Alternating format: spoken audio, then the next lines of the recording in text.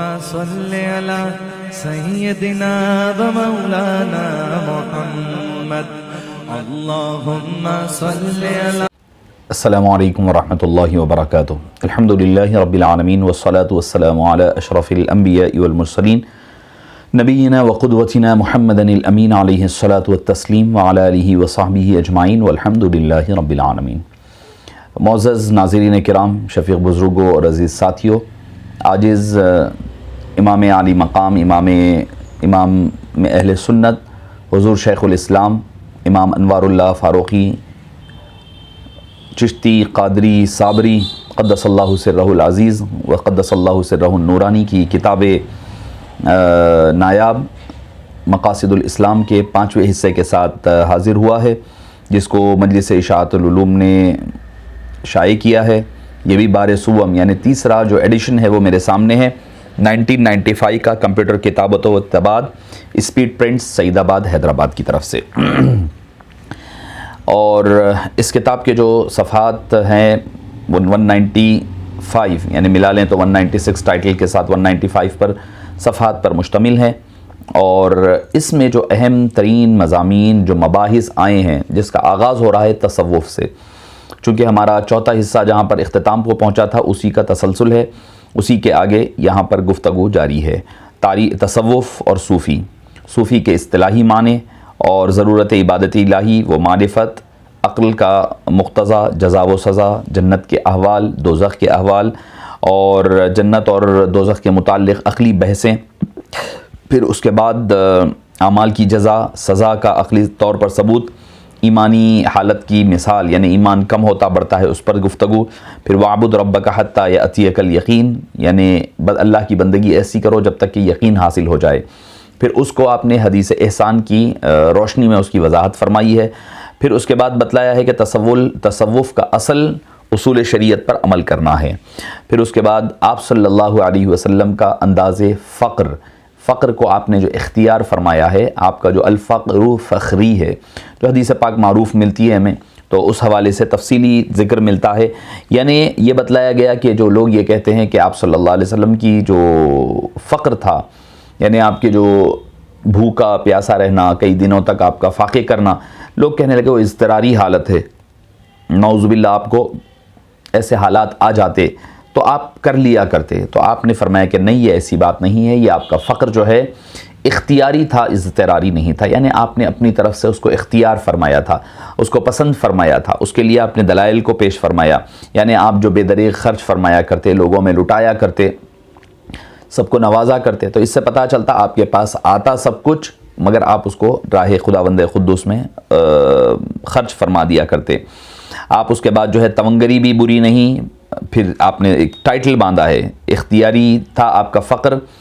اور فرماتے ہیں تونگری بھی بری نہیں، پسندیدہ فقر کیا ہے ذکر فرمایا۔ اس کے بعد اہل بیت اطہار میں خلافت نہ آنے کی وجوہات، بہت اہم حصہ ہے یہ، اس حصے میں جو مباحث آئے ہیں بہت ہی اہم ترین مباحث اس میں آپ نے ذکر فرمائے، اہل بیت اطہار اور خلافت، یعنی جو صحابہ اور اہل بیت کو تناظر میں آمنے سامنے پیش کرتے ہیں ان کے لیے ضرور حصے پنجم پڑھنا ضروری ہوگا۔ پھر اس کے بعد آپ نے شان نزول سورہ قدر اور سورہ کوثر کا ذکر فرمایا، پھر امام حسین علیہ السلام کے مدارج اور مراقب کا ذکر فرمایا، اور آپ نے جو حضرات اکثر اعتراض کرتے ہیں، ہمارے بعض اپنے بھی کرتے ہیں کہ امام علی مقام امام حسین کو جو ہے علیہ السلام نہیں لکھنا چاہیے، امام اہل سنت نے خود اپنی کتاب میں مدارج حضرت حسین علیہ السلام صفحہ نمبر 49 پر یہ ٹائٹل کے ساتھ موجود ہے، آپ حضرات ملاحظہ کر سکتے ہیں۔ اکابر صحابہ نے فقر اختیار فرمایا، صدیق اکبر کا، فاروق اعظم کا فقر، پھر سیدنا مولا مشکل کشا کا فقر، خلافت نبوت کی خواہش کو کوئی عاقل نہیں کر سکتا، پھر اس کے بعد اتفاق شیعہ و سنی حضرت ابوبکر و عمر و علی رضی اللہ عنہم ارواع یعنی ورا اور زہد و تقوی کے بڑے منازل پر سب سے اعلیٰ لوگ تھے، پھر اس کے بعد حضرت علی مرتضیٰ رضی اللہ عنہ کرم اللہ وجہہ الکریم کو خلافت کا دیا جانا، پھر آپ کا انکار کرنا، پھر اس کے بعد آپ کی خلافت کا آغاز، اس پر تفصیلی ذکر، حدیث پاک من کنت مولاہ فہذا علی مولا، اس پر آپ کی سیر حاصل گفتگو، مولا کے معنی کیا ہے، مولا کے معنی مددگار کے ہے، نہ کہ خلیفہ کے یا حکمران کے، اس پر آپ نے تفصیلی طور پر گفتگو فرمائی ہے۔ تو چونکہ جو حضرات یہ من کنت مولا کی حدیث لا کر کے فضیلت کو ثابت کرنے کی کوشش کرتے ہیں، ان کا رد کیا ہے یہ فرماتے ہوئے یا مولا سے مراد مددگار ہے، جیسا کہ آپ نے خلفائے راشدین کے تمامی ادوار میں بحیثیت مددگار سب کا ساتھ دیا ہے۔ پھر اس کے بعد خوارج کی پیشن گوئی آپ صلی اللہ علیہ وسلم نے جو دی اس کا تذکرہ، یعنی علم غیب مصطفیٰ پر ایک اشارتاً آپ نے تذکرہ فرمایا۔ پھر اس کے بعد جنگ جمل اور حضرت زبیر یا با حضرت علی اور بغاوت حضرت معاویہ رضی اللہ عنہ، اور آپ نے بغاوت کا لفظ کے استعمال کے ساتھ کیا ہے، اسی لیے خبر بغاوت معاویہ با علی، الفاظ وہی ہے، میں اپنی طرف سے کوئی اضافہ نہیں کر رہا ہوں، اس لیے دیکھ کر پڑھ رہا ہوں تاکہ کسی کو کوئی احتمال نہ رہے، وہ اگر دیکھنا چاہے تو صفحہ نمبر 83 پر موجود ہے۔ ہر فتنے کی پیشن گوئی، علی کا علم قرون اولا تا قیامت، حضرت علی کو جو قرون اولا سے لے کر قیامت تک کے جو علوم نوازے گئے اس کا آپ کو تذکرہ ملے گا۔ خلفائے راشدین کی خلافتوں سے متعلق روایتیں ملے گی، آپ صلی اللہ علیہ وسلم نے کیوں اپنا جانشین نہیں پیش فرمایا، کہیں متعین نہیں فرمایا۔ پھر اس کے بعد ختم خلافت نبوت اور ابتدائے سلطنت و بادشاہی بنو امیہ، یعنی حضرت امیر معاویہ کے دور سے آپ نے بادشاہت کے دور کا آغاز ذکر فرمایا۔ پھر اس کے بعد حضرت علی حضرت ابو بکر کو لائق خلافت سمجھتے تھے، اس پر آپ نے بحث فرمائی ہے۔ ابو بکر کی خلافت کا زمانہ اطمینان و چین کا تھا، خوشی سے حضرت علی نے بیعت کی، فضیلت شیخین، اتفاق علی بر خلافت ابو بکر، اور اس کے بعد شرائط جہاد اور صحابہ کرام اور اہل بیت اطہار میں جو محبتیں تھیں اس کا ذکر، روایات فتح صدیق اکبر، پھر بیت المقدس کی فتح، حضرت علی مرتضیٰ رضی اللہ عنہ کا کئی حضرات سے جو جنگیں ہوئی ہے اس پر حدود جاری کیے ہیں اس کا تذکرہ ملتا ہے، شجاعت حضرت علی مرتضیٰ رضی اللہ عنہ۔ پھر حضرت عمر کا سبب نبی میں داخل ہونا، یعنی رشتوں میں رشتے جو حرمت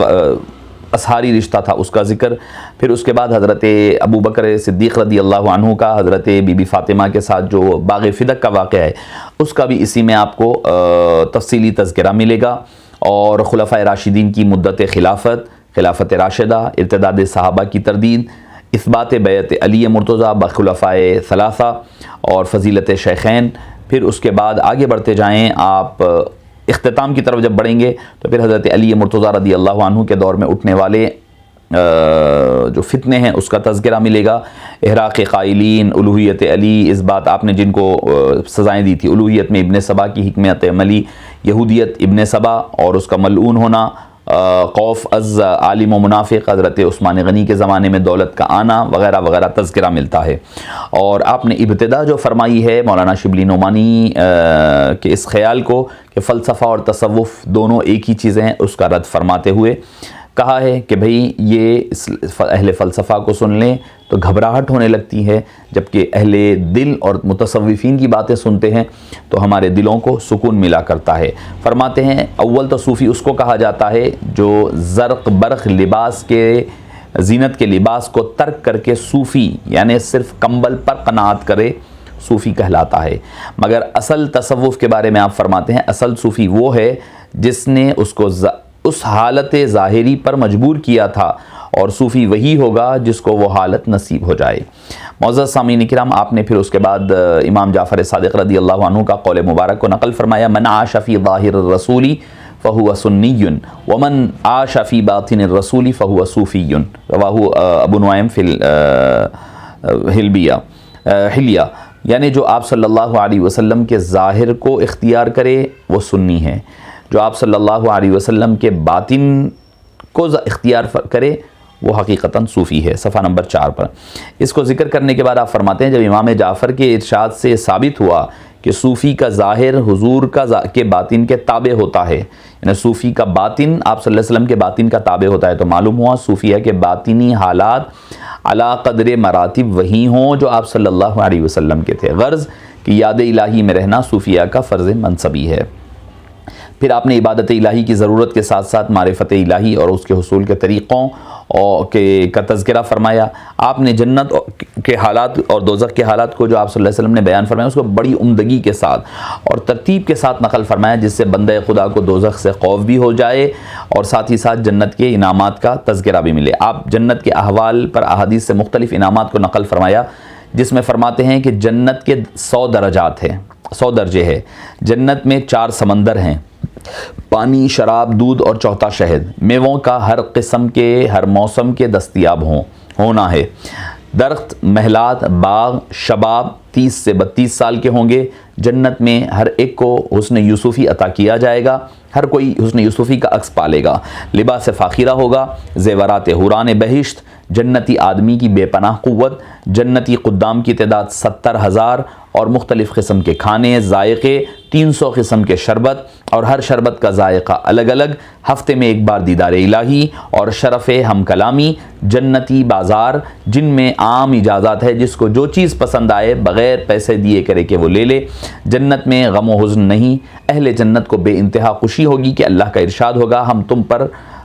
بھی غضب نہیں کریں گے اپنے احباب سے ملاقات کرنا ہو تو۔ مختلف سواریوں کے علاوہ تخت وہاں اڑا لے جائیں گے اور وہاں اپنی آدمی جہاں چاہے گا اپنی مرضی سے وہاں گھوم پھر سکے گا۔ یہ جنت کا تذکرہ۔ فوری طور پر پھر دوزخ کا ذکر آپ فرماتے ہیں، شدید حرارت ہوگی، رنگ سیاہ ہوگا، گہرائی اتنی ہوگی کیونکہ پتھر ڈالا جائے تو وہ 70 برس تک گزرنے تک بھی وہ تہ تک نہیں پہنچے گا۔ پیپ اور لہو کے، خون کے بڑے بڑے تالاب ہوں گے اور کبھی زقوم پلایا جائے گا، جس کی کیفیت یہ ہوگی کہ اگر دنیا میں اس کا ایک قطرہ ٹپک جائے تو تمام روئے زمین کے لوگوں پر زندگی تلخ ہو جائے، مشکل ہو جائے۔ کافروں کی زبان درازی اس قدر ہوگی کہ لوگ اس پر چلیں گے، اور سانپ بڑے بڑے اونٹوں کے مانند ہوں گے، بچھو خچر کی طرح ہوں گے، فرشتوں کی ڈراؤنی صورتیں ہوں گی، اگر دنیا میں کوئی دیکھ لے تو روح قبض ہو جائے۔ آخرت کے عجائب اور لذائذ و مصائب کے لیے جن باتوں کا تذکرہ آپ نے کیا ہے اس کو ایک متکلم کی حیثیت سے آپ نے خواب کے ذریعے سے ہونے والے مشاہدات سے ثابت فرمایا ہے۔ ایسا لگتا ہے کہ جیسے آپ ایک دیکھا ہوا چیز کی منظر کشی دیکھ رہے ہیں۔ آپ فرماتے ہیں اب غور کیجئے، جب ہم نے ایک ایسے عالم کو اپنی آنکھوں سے دیکھ لیا جس میں ہر قسم کی جسمانی لذتیں اور مصیبتیں اور ایسی عجائب و غرائب اشیاء ہیں میں جن کا وجود اس عالم محسوسات میں نہیں، اور من وجہی اس عالم محسوسات کے وہ مشابہ ہیں اور من وجہی مخالف، تو ہم اگر عالم آخرت کو باور کر لیں تو بعض امور میں اس عالم کے مشابہ ہیں اور بعض میں مخالف ہیں۔ معزز سامعین کرام، امام عالی مقام، امام اہل سنت آگے جسم کے حوالے سے فرماتے ہیں، عبادات کے متعلق آپ فرماتے ہیں کہ لذات جسمیہ کے خیال سے عبادت کرنے کو بزرگان دین جائز نہیں رکھتے، اور کہتے ہیں خدائے تعالیٰ خود مستحق عبادت ہے، اس لیے بلا لحاظ معاوضہ عبادت ہونی چاہیے۔ پھر ایمان کی حالت کو مثالوں سے سمجھایا۔ آپ نے مختلف آثار فرمائے جس میں محی الدین ابن عربی علیہ رحمۃ والرضوان کی فتوحات مکیہ سے بھی آپ نے اس کی تفصیلات کا ذکر فرمایا۔ پھر یقین کے درجات پر آپ نے مختلف مقامات اس کے تذکرہ فرمایا۔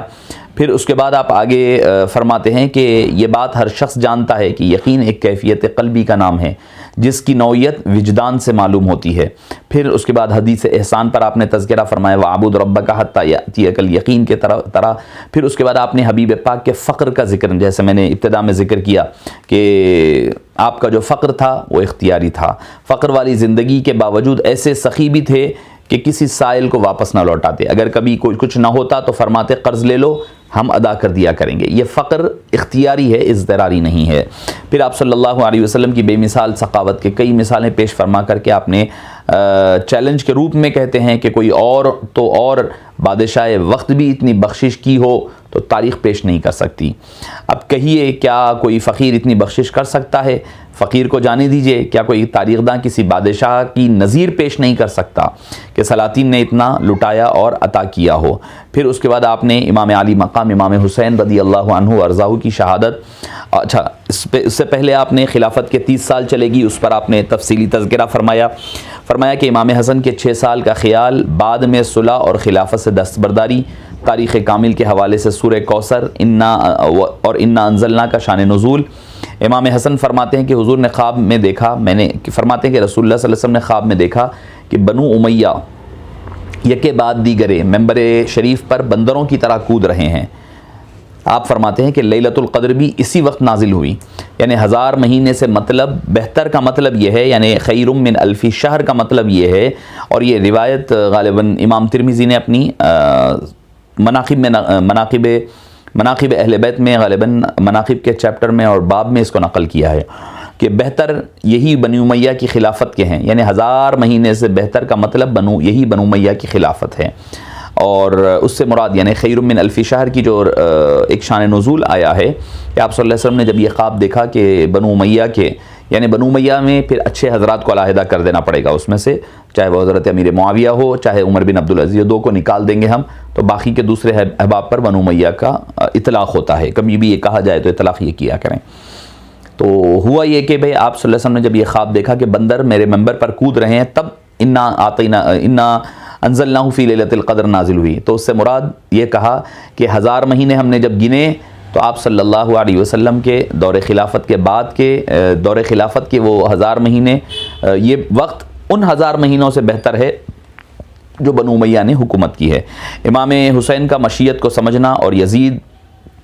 بادشاہ بن بیٹھنے کے بعد یزید اور اس کی بدعتواریاں پیش نظر ہو گئی تھی، اور مشیت بھی یہی تھی کہ آپ وہاں سے نکل جائیں، پھر باوجود یہ کہ صحابہ مانے تھے مگر اللہ کی مشیت اس میں شامل تھی۔ حضرت حمزہ کی فضیلت اور ان کی فضیلت میں احادیث بیان فرماتے ہیں۔ اس کے بعد امام حسین کی شہادت کس درجہ تھی، آپ اس طرح ذکر، اس سے ظاہر ہے کہ سید شہدائے وقت سے ایک بعد فروغ گزاشت ہو گئی تھی، مگر حضرت امام حسین کے مدارج میں من جانب اللہ اس کی بھی تکمیل ہو گئی۔ آگے آپ کربلا کے واقعات کا ذکر فرماتے ہیں، امام امیر حمزہ اور امام حسین کو کہ واقعات کو آپ ذکر کرنے کے بعد کہتے ہیں کہ آدمی اگر دیکھے کہ اتنی شہادتیں ہوئی ہے تو آدمی ماتم کرنے لگ جائے گا،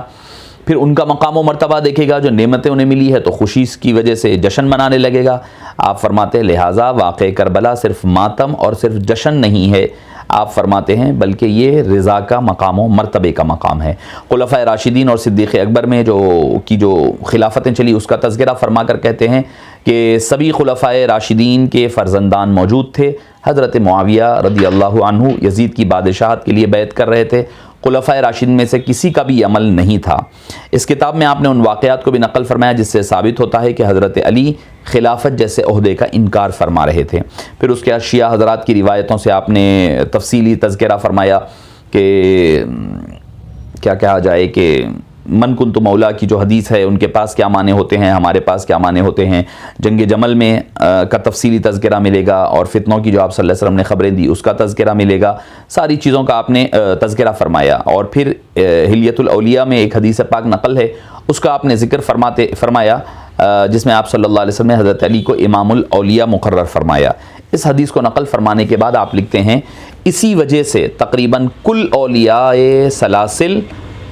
کل سلاسل اولیاء اللہ حضرت علی کے واسطے آپ صلی اللہ علیہ وسلم تک پہنچے ہیں،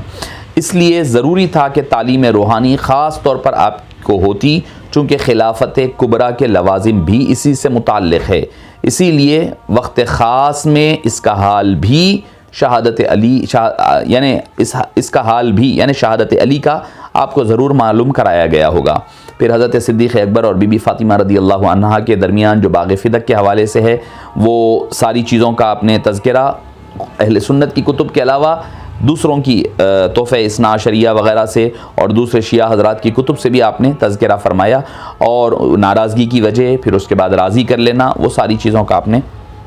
تذکرہ فرمایا۔ پھر حضرت عثمان غنی اور حضرت علی کے مابین جو خلوص و محبت تھا اس کا تذکرہ، حضرت علی کی شجاعت اور بہادری خاص طور پر واقع جنگ خیبر میں قلعے کا اکھاڑنا کرنا، یہ ساری چیزیں آپ تنہا صرف ان دروازوں کو اکھاڑ لیے، وہ ساری چیزوں کا آپ نے اس کے تذکرہ فرمایا۔ کتاب کے آخر میں آپ نے عبداللہ بن سبا کی فتنہ انگیزیوں اور زندقہ کو واضح فرمایا کہ یہ حضرت عثمان غنی رضی اللہ عنہ کے دور میں اسلام قبول کیا تھا، اصل میں یہودی تھا، اسلام کی بنیادیں ہلانے کی غرض سے اسلام میں داخل ہوا اور بڑا ہی ہوشیار قسم کا آدمی ذہین تھا، حضرت علی کو خدا کہلوانے کے لیے مختلف تدابیر کیا کرتا، حضرت علی نے اس طرح کہنے پر اس کو جلانے کا حکم دیا تھا، معافی چاہ کر وعدہ کیا تھا کہ اب میں کبھی ایسی حرکت نہیں کروں گا۔ حضرت علی کی شہادت کے بعد اس کا فتنہ بہت تیز ہو گیا۔ عبداللہ بن سبا فرقہ غالیہ شیعہ کا پہلا شخص تھا جو حضرت علی کو خدا کہا کرتا تھا۔ کتب شیعہ بھی یہ بھی ثابت ہے کہ ابن سبا یہودی تھا۔ آپ نے اس کی اسلام دشمنی کا تذکرہ فرمایا ہے، مختلف اس کے واقعات کا آپ نے احاطہ فرمایا ہے۔ معزز سامعین کرام، خلاصہ کلام کے طور پر آپ نے اس کتاب میں 5ویں حصے میں بڑی ہی اہم چیزوں کا جو اختلافی موضوعات ہیں جس پر ہم لوگ پریشان ہوا کرتے ہیں، ان تمام کو چاہیے کہ بھئی یہ کتاب کو ضرور پڑھیں۔ اہل سنت والجماعت کا ہر فرد جو دین کی سمجھ بوجھ رکھتا ہے اور موجودہ فتنوں کے دور میں خاص طور پر مقاصد الاسلام کے 5ویں حصے کی خاص طور پر قرأت کی جائے تاکہ اس کے ذریعے سے ہونے والے جو ہمیں شبہات پیدا ہوتے ہیں ان تمام شبہات کا ازالہ ہو سکے۔ صلی اللہ تعالی وسلم علی سیدنا محمد وعلی آلہ وصحبہ اجمعین والحمد للہ رب العالمین۔